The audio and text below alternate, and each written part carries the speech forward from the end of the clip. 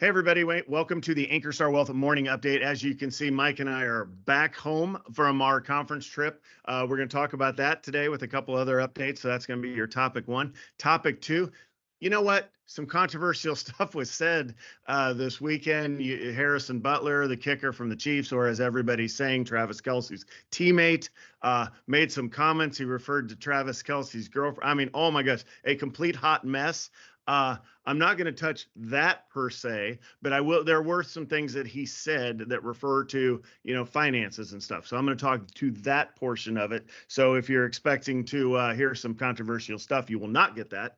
You will just get some straight to the core stuff I talk about families about that are designed all kinds of different ways. So that'll be topic two. And then thirdly, yeah, you heard it, intraday market highs yesterday, Dow 40,000. Everybody likes when you get that nice, kind of, dare I say, sexy round number, right? You like it in your car. You take a picture of it and send it to your family. You do. Okay, maybe not 40,000, but 100,000 you do, right? So we hit that, it fell back below it before, but at the close, might hit it today, Friday, yay. Those things tend to happen on a Friday. But the most important thing is we're up near or bouncing off of new highs. So Mike's going to talk to a few things about that, and he's going to do a market cap, just kind of looking at the past week. He's going to look where we are from the year. He's going to talk about all kinds of fun topics like Apple, where's that at? He's going to talk about FOMO. You may have, pretty much everybody's heard that. JOMO, you may or may not, depending on how closely you follow this. He's going to talk about how not to go the dark side, which that's all the information I have. But, hey, I want to hear that. So that's how Mike will conclude today. But before we get started, this is a financial education presentation. You have to do your own due diligence for acting upon anything you hear in this presentation. More information is available at ankerstarwealth.com. And the opinions expressed are mine and Mike's alone. All right, let's get started with where were Mike and I last week. Well, we went out of town to a wealth management conference. So let me bring that up for you right now. Now, all I'm really saying here is you need to, if you don't watch or listen to anything else, need to go back and listen to our podcast where we get into in-depth review of all this. But why do we go to these things? Well, it's just like any other industry conference is you go there to meet peers, meet mentors that you follow, again, largely online, right? That you're following folks, and meet them in person, get to talk to them, and you see what's latest out there for technology. We just redid our tech stack. We're perfectly happy. And what these conferences really do, you can kind of see it's three conferences in one. We're an RIA, whether you know that or not. How to grow, how to be more productive, and of course, as always, investments are the core of what we do, making you money. These conferences, and the reason I wanted to take some team members, we had 6 of us total that are employees of Ankerstar Wealth. 6 of the 7 got to go this time. Is just because it really validates how much we're doing things right. Not perfect, but doing things right. As we continue to grow and get better at what we do, we're already right there. And we're just looking at all these different folks that are just even listening to what we're doing and saying, man, you guys really have it figured out, which I say thank you.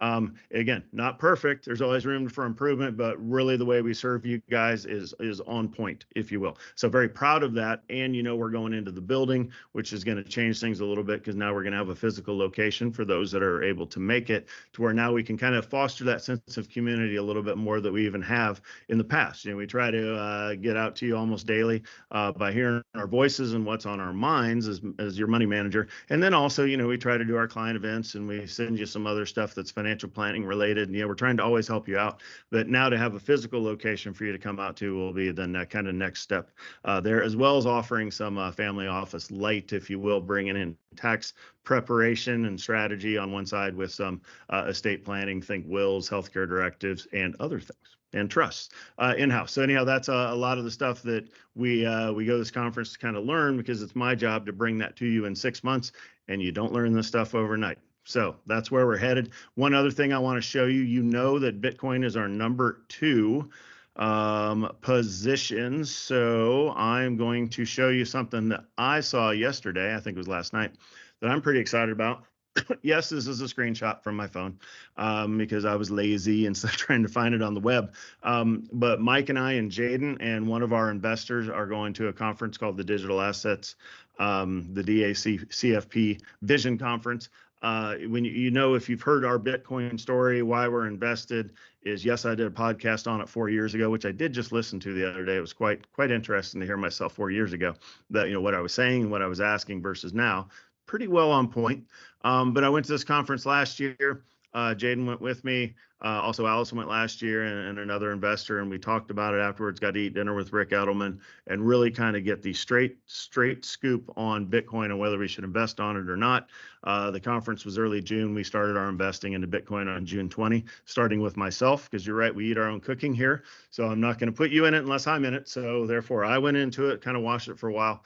And then, you know, of our journey with MSTR, GBTC, and then ultimately BITB, enough alphabet soup for you.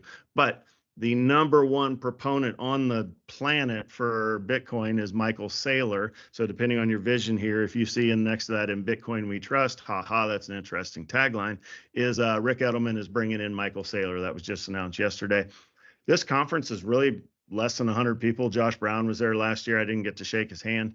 But yeah, I think this year I'm definitely bringing my Michael Saylor Bitcoin book and holding it prominently. So in case he signs things or we can get to talk to him for a few minutes and or go to a dinner with him, I will guarantee you I will be doing everything to force my way into that dinner if there is one. So very excited that that's coming up. Okay, I'm going to stop sharing. I'm going to talk real talk for a second. Obviously the Harrison Butker thing, and as the father of 2 daughters, you know, I don't like most of what he said. I know what he I know what he was getting at. But also he's coming off of what I consider the opinion of that you are to tell others what to do. And I think that's what's different as an advisor. And I think it's very important. There's what I believe and think, and I have all my own opinions, right? But my service to the world and how we work with each other is to offer advice to folks or talk about what works for me, or, you know, different options that are out there so people can successfully navigate their own lives. So in particular, he did talk about a traditional home, and he said some controversial stuff about where women belong in that. I will say this. He was definitely out of line for what he said.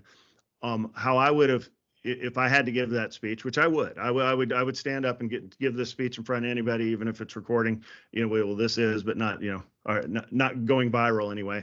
But when you think of a financial engine, so, you know, you pop out of school and it's just you, right? You're single. There's money in, money out, and then there's a whole bunch of tasks that need to happen.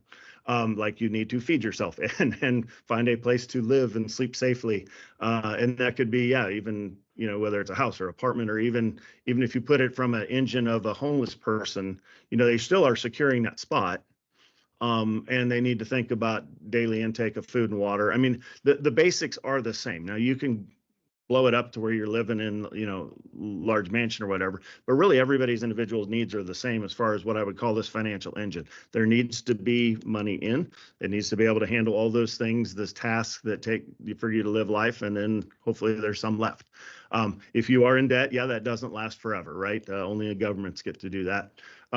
But so in it doesn't, if you pair up with somebody, and again, not necessarily man, woman, but whoever you decide to join your life with, now there is a set of tasks that can ultimately be split with 2 people. And maybe, you know, he got a lot of heat with, well, you did a traditional family and your wife's at home and her joys were from raising the kids. It's because you could. That's when he got his $1 million, you know, multi-million-dollar contract. And I would say that there is a piece to that. So back to the financial engine. If there's enough money coming in, then maybe both people don't have to work. If there's not, then generally both people do have to work, at least one job, right? And of course, this does expand to where there are societies and religions where there's more than one person in the home. You know, there could be 3 or 4 involved in this. It doesn't matter. Doesn't matter what your preference, persuasions, ethnicity, nothing. It's just that their money comes into a household or apartment hold or whatever it is, and then these tasks need to be split. If you are fortunate enough to where somebody has a nice high-paying salary, then maybe the other person doesn't work. Doesn't matter whether it's the man or woman. It's irrelevant. One person doesn't necessarily have to work. And then eventually, if you think as you take this financial engine and move it through life, you're trying to get to a point to where the people in the household, whether it's just you, 2, you're in a situation where you have more than 2, get to a point where nobody needs to work. right? Because there's enough passive money coming in, or you're living off your portfolio. So really, that's the math that he's talking about. And yes, I do think, I live in what he was referring to as a traditional, marriage relationship, and I would say that's true, but that's not bad. We have that luxury of doing that. So anyhow, he said a lot more stuff, is really kind of pointing fingers at lifestyles and things there. I would say if you subtract all that out, as you look at your own situation, it's like, yeah, sometimes career is important to individuals. Sometimes it's not. Some people work because they love to. Some people work because they have to, and they're looking to quit as soon as they don't have to work anymore. So lots to peel back there. But when Mike and I and any other advisor out there looks at your situation, your financial plan, realizing it's not asking you type of marriage persuade, it's not asking any of the stuff he's talking about. It's talking just the sheer facts of like, here's an income or two. Here's the retirement dates. Here's how much money it's going to live in retirement, and it's kind of subtracts away all the emotional stuff. So, it'll be interesting to watch what happens to Travis Kelce's roommate, and see if Travis Kelce's girlfriend chimes in on the controversy. Which I wouldn't say I'm a Swiftie, but I do listen to her music, and I'm not in the cult, but I'm aware of the cult sort of thing. But I will say that if she chooses a response, it will break the internet. So more to follow. And it doesn't matter when it comes, whether it's today or 3 weeks from now. When she chimes in on this situation, and probably the most interesting one is she might buy the Chiefs first, fire him, and then give the response. So anyhow, that's what I have for my second topic. But let's get back to the focus. What's always on your mind is your money. Let's go over to Mike with that market recap and off into the fun acronyms that he has for us. So Steve, I thought at first I should have a disclaimer that I did not hold Harrison Butker on any of my fantasy teams last year, and he may be on the do not draft this year. I don't know, but yeah, we shall see. But Kelsey's okay. He's still alive. Okay, so your money, where do we stand? It's been a great week. Steve and I were down at the conference, and this is a 5-day graph of the S&P 500. As you can see, it's up, and you're like, yes, we love when it's up. And of course we do too, since we're partnering with you. Let's look at 1 month. Like, boy, if every month looked like this, all of us would be retired very soon. But let's go back, and because I want to show us the year to date. So that's the most important perspective here. So up through the first quarter, we were hitting new highs, and then we took a little bit of a break in April. And I don't think we received a lot of calls, but we certainly get some questions. What's the impact of inflation? What's the GDP? What's happening? Why did things go down?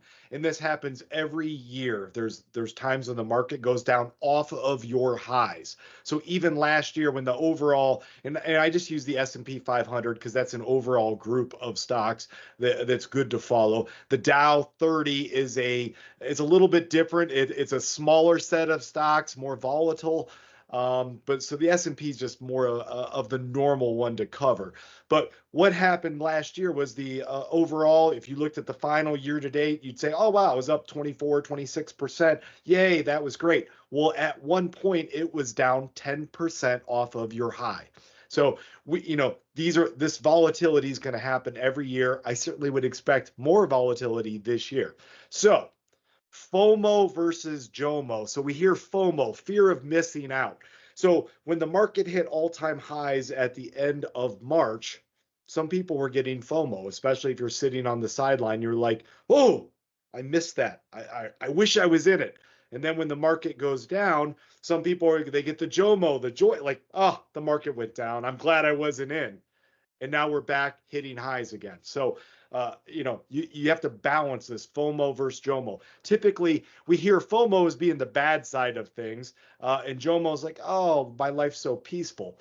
But I don't want to say there's a new thing, and it's just called MO, missing out. So if you don't go in the markets at all, you didn't have any FOMO, you didn't have any JOMO, you just missed out. And if you look at the long term, you missed out. So, if I pull this back and I look at an all graph, you'll see this is all. If you were never in this, you just missed out.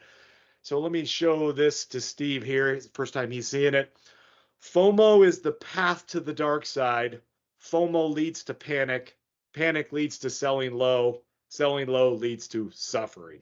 And that's one thing I want all of our clients to know, that if you make decisions in the short term, like, oh, I got to get in Nvidia when it's at the all-time high, maybe it continues higher, or I got to get in something. Those decisions made in a panic, or the opposite side, selling low, like, oh, I got to get out, it's too much pain, can lead to bad decisions. So one of our favorite stocks, Steve already hit Bitcoin, so we'll hit our largest holding, which is actually Apple. And here's Apple on a 5-day graph. All right. And I'm gonna scroll back, and here let's look at it on a year to date. So very, very similar to the S&P. Actually, it started off high and then it dropped in the middle, and now it's hitting right back, almost not quite back up to the high again. Which the S&P should be pretty close, because this is the second largest holding in the S&P. So, just wanted to kind of give people an update that Apple's not gone bankrupt or anything like that, but it certainly had its dip. And of course, if back on, looks like about April 20th, when it was trading at $165 a share, you were like, boy, I really want to get in this. And now it's up to 190. You're like, wow, that was a great decision. So, but part of what we do is we keep things normal. We're not trading these every day. We're not looking like panic, like, oh, we got to sell, we got to buy. We're managing your portfolio, making informed decisions at the right time. So since Steve is a pilot, and all right, let's talk pilot stuff. And Steve loves EVs, I had to give him a pure, this may create FOMO in him, or maybe JOMO, but XPeng, the Chinese EV, is going to deliver their first flying car in 2026. Now, I don't know, Steve, do you have to be a pilot to drive an EV? I don't know. That's part of the controversy, is how is this going to be licensed, right? So good question. If Tesla's full self-driving on the streets, where you're sitting behind the wheel, doesn't let you go, will they let us fly cars in the next 2 years? Now, maybe this only happens in China. I don't know. But I just thought I'd bring this up because, I would not run out and invest money in XPeng, but I'm not even sure if I'm pronouncing their name correctly. But, I just saw this headline and I thought, this may be an example of JOMO for all of us non-pilots. I'm not sure. It might be the joy of, maybe it's JOLO, joy of living on, because we're not killing ourselves in a flying car. But, stay tuned. Exciting news. And that's it. I'll turn it over. All right, JOLO, YOLO, you only live once. Maybe you only live once for not very long if you're a test dummy for the XPeng flying car. I don't know. But yeah, lots of problems there. I think that's one of those things, if you hear there's theory and reality, right? What's the difference? I won't go into the joke behind it. But certainly, this is a good theory. Right. But there's a lot to really work out if we have flying cars. Now, if they call flying cars something that operates like 3 inches off of the pavement, okay, blah, blah, blah. But yeah, there are lots to figure out there. I do like the just missing out, right? I like to say that, the market's the stock market is the only market that when things go on sale, people run away from it. Right. It's kind of ridiculous. So, all right, good stuff. Now, the Yeti master, why am I blanking on his name? Yoda. Did Yoda really say those words, or was that something you created there? Oh, I found it on Google, trustworthy for all things you find on the internet. Then yes, obviously the Jedi Master actually said those words. Now you've heard it here first, even though Abraham Lincoln warned, don't believe everything you hear on the internet. So, all right, with that, hope you had fun with today's show. A lot to think about. New highs. We'll go back, check back in and see if we got a 40,000 print coming up today. And with that, we will see you guys back on Monday. You have a good one. Bye.